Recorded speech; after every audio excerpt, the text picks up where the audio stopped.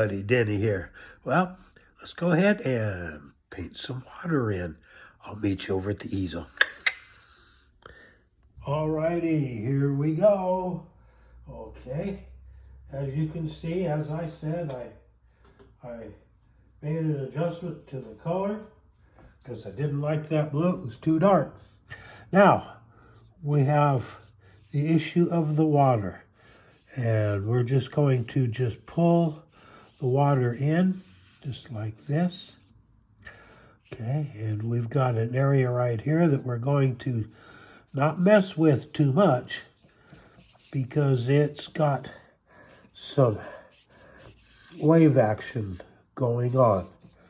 Okay, so we'll get the acrylic in. And these lines and stuff like that, we're going to leave those because they actually give motion to the water. Okay? So we've got our acrylic water in. There we go. We've left room here for the waves such as that.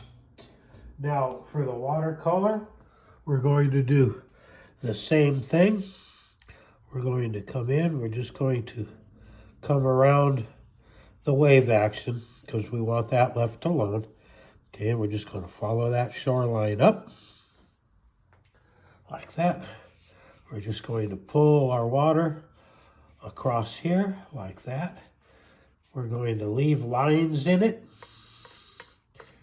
because we want that action in the water. And it's a lot easier if we just let it be in there because it's there naturally than to try to play around with it. Okay, and I'm just making little sweeping strokes. Alrighty, and you notice these waters are a different color than the sky.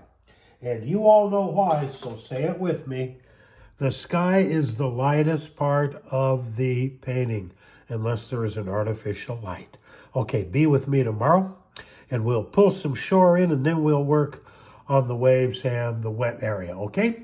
So, be with me tomorrow. Be sure to like, subscribe, hit the link, comment, share, let people know that we're here. And please comment. We need the comments for the algorithm. And until tomorrow, remember that Ann and I love you. We love you. We love you. We love you.